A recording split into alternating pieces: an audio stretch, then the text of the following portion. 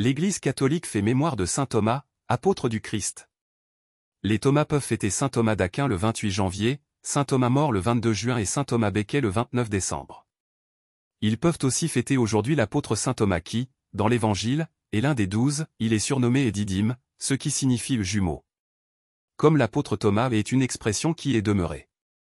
Thomas, si lointain, est cependant bien proche de nous. Il est le type de celui qui doute, qui n'y croyait pas, de tempérament primesautier, sincère et franc. L'Évangile selon saint Jean lui fait une place particulière.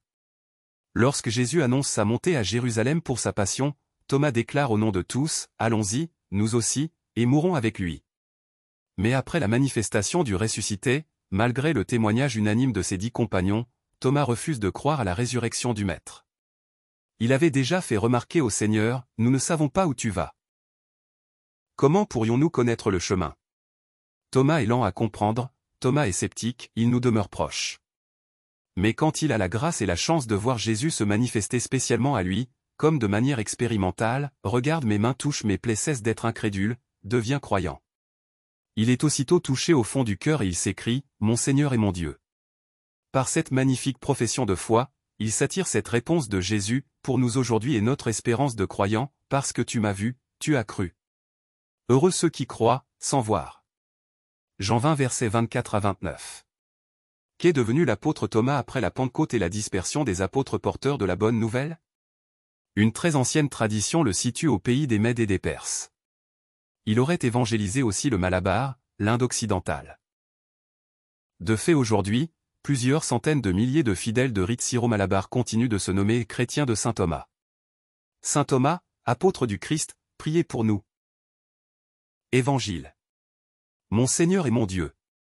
Alléluia. Alléluia. Thomas, parce que tu m'as vu, tu crois, dit le Seigneur. Heureux ceux qui croient sans avoir vu. Alléluia. Évangile de Jésus-Christ selon saint Jean. L'un des 12, Thomas, dont le nom signifie « jumeau », n'était pas avec eux. Quand Jésus était venu, les autres disciples lui disaient « Nous avons vu le Seigneur. » Mais il leur déclara « Si je ne vois pas dans ses mains la marque des clous, si je ne mets pas mon doigt à l'endroit des clous, si je ne mets pas la main dans son côté, non, je ne croirai pas. » 8 jours plus tard, les disciples se trouvaient de nouveau dans la maison. Et Thomas était avec eux. Jésus vient, alors que les portes étaient verrouillées. Et il était là au milieu d'eux. Il dit « La paix soit avec vous. » Puis il dit à Thomas « Avance ton doigt ici, et vois mes mains. Avance ta main, et mets-la dans mon côté. Cesse d'être incrédule. Sois croyant. » Thomas lui dit alors « Mon Seigneur et mon Dieu. » Jésus lui dit « Parce que tu m'as vu, tu crois. Heureux ceux qui croient sans avoir vu. » Acclamons la parole de Dieu. Louange à toi Seigneur Jésus.